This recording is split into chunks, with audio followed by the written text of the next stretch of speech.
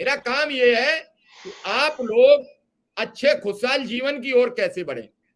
राजीव शुक्ला की बात सुने, फिर सुरेंद्र सर के पास पहुंचूंगा। राजीव शुक्ला जी। सर, डिबेट में जुड़े हुए सभी को मैं प्रणाम करता हूं। दुबे जी और मिश्रा जी, त्रिपाठी जी और पंडित जी को मैं प्रणाम करता हूं, और विक्रम भाई को नमस्कार करता हूं। सर, विक्रम भाई साहब ने बहुत अच्छी बात कही शुरुआत की कि जो बीच के अधिकारी होते हैं ये बात हमारी मुख्यमंत्री महोदय तक पहुंचाते नहीं है। जब किसी को संकट आता है, जब वो संकट में घिर जाता है, तो वो संत महात्माओं के पास में जाता है कि महाराज जी बताओ हम क्या करें, ये हमारा तो इतिहास गवाह है।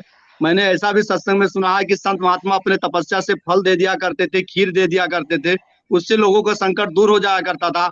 और आज एक संत जो है मुख्यमंत्री की कुर्सी पर आसीन है, संत भी है और राजा भी है, वो हमारा कल्याण कर सकते हैं, लेकिन मेरी बात उन तक पहुंच नहीं पा रही है।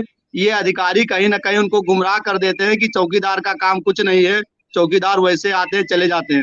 जबकि हालात ये है कि चौकीदार जो ग्रामीण स्तर की व्यवस्था है, सबसे छोटी इकाई है, जहां से शुरुआत होती है, प्रथम सीढ़ी चौकीदार ही है, उस पर ही चढ़ करके लोग आगे को जाते हैं। अब आप बताइए कि चौथी जब सीढ़ी ही नहीं रहेगी, हमारे रेगुलेशन में चौकीदार को पुलिस का तीसरा आंख और कान कहा गया है, जब तीसरा आंख और कान ही चला जाएगा तो व्यक्ति क्या कर सकता है, आप अच्छी तरह से आप समझ रहे हैं। तो ये सारी बातें अगर मुख्यमंत्री तक पहुंचाई जाए कि चौकीदार इस तरह से कार्य करता है, और बिहार में, झारखंड में, हरियाणा में राज कर्मचारी का दर्जा प्राप्त हो चुका है, मध्य प्रदेश, छत्तीसगढ़ में 5 एकड़ से 10 एकड़ तक जमीन भी है, अच्छा वेतन भी है, फिर भी वहां संघर्ष कर रहे हैं। तो मुझे संपूर्ण विश्वास है कि मुख्यमंत्री दयालु हैं, महात्मा हैं, संत स्वरूप हैं, और मेरी बात को वो सुनेंगे और समझेंगे मेरे दर्द को, तो हमारा कल्याण अवश्य हो सकता है।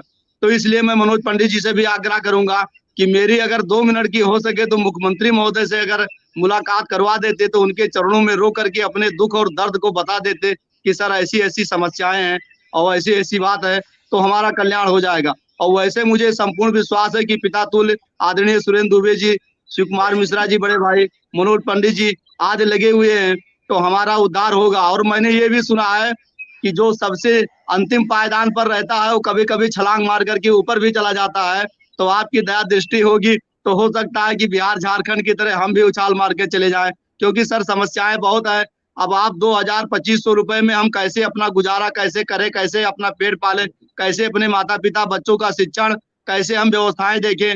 और हम किसी के यहाँ मजदूरी भी सर नहीं कर सकते हैं कि किसी के यहाँ दिहाड़ी कर ले, तो हमारे देहात में 250 रुपए 300 रुपए दिहाड़ी चलती है, तो 300 मिल जाए, हम घर की सब्जी तो ले आए सर।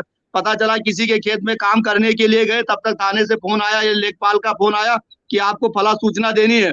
4 घंटे काम किया, हम चले गए छोड़ करके खेत से, दूसरे दिन पैसा के बजाय गाली मिलती है और काम भी नहीं मिलता है कि तुम वही कल वाली हालात करोगे, 4 घंटे काम करोगे, मेरा तो तुमने आज 1000 रुपए का नुकसान कर दिया, हम आपको दिहाड़ी कैसे दें। तो यही आग्रह करूंगा कि कम से कम हमारा इस तरह से कर दें कि हमारे माता पिता परिवार का जो पालन पोषण है, भर पेट हम रोटी खाएं और सुख नींद चैन से सोएं। हमें बहुत बड़ी